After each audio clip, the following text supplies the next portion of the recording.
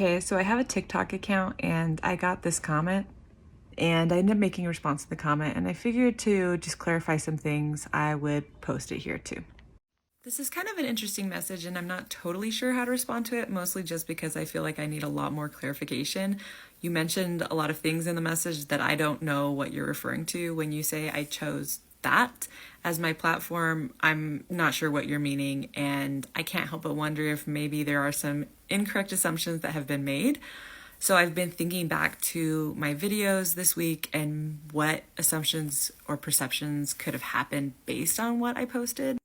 But either way, I feel like it's an opportunity for me to give more clarification about myself, and I can share some opinions since that's what you requested or encouraged me to do. I think something that I'd like to clarify first is that this week I stitched a video with a guy who posted that he has been scared to post things about what he believes or thinks online because he's afraid of the potential consequences of having an online footprint or presence. That was really relatable to me because I'm someone who's really private and I don't like the idea of being online, even though I kind of like the idea of sharing. I think anyone can understand that putting yourself out there in any capacity is vulnerable, even if you're just posting about gardening or crafting, that's something that's not politically charged. I think that it just takes a lot of guts and courage to put content out there, and then you're at the mercy of whatever people do with it. I would think you'd relate to that too, since your account is also private. But the flip side of that is if we are always private, a lot of times there are missed opportunities for people to share and interact. And I do like to share my thoughts. It's just really vulnerable in this kind of a venue. And I've been wrestling with that a lot. And so when I saw this guy's video, it was really inspiring to me. Because I thought it was really cool that he was being brave with what he was posting about, I stitched it and it motivated me to make my account public so I could share with more people what I want to post about. Now, something that I think is especially important to clarify is I have no desire or intention to post about politics. I'm not especially passionate about politics at all, and that's not something that I'm wanting to contribute, nor that I think I'd be very good at contributing. However, the things I do want to post about and that I'm passionate about do sometimes intersect with politics, and I can recognize that. For example, I am interested in theology, I'm interested in philosophy and what causes people to act the way they do, what goes on underneath as far as what is happening inside of a person that then contributes to their behavior. I'm very interested in polarization and how people interact with one another. And yes, polarization does intersect with politics, like I said. But again, I am not passionate about politics, and I'm not interested, nor have I been interested in posting about that. I think another clarification I can make is that if I were going to pick someone to represent my political views, it wouldn't be Charlie Kirk. I am not very aware with a lot of his content. I've seen some of it, and I've had mixed feelings depending on the video that I saw.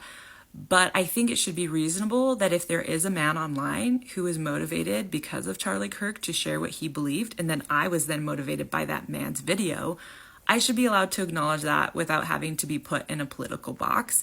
And I think we should be able to share and feel inspired by people that we don't agree with on everything, including religion and politics. Another example of this is if I were going to pick someone to represent me politically, it also wouldn't be Bernie Sanders. And I reposted a video of his this week because I thought it was a really good video. And again, my views are such that whether you agree with someone absolutely shouldn't deter you from posting or acknowledging something that they do that you think is good. It doesn't have to be black and white.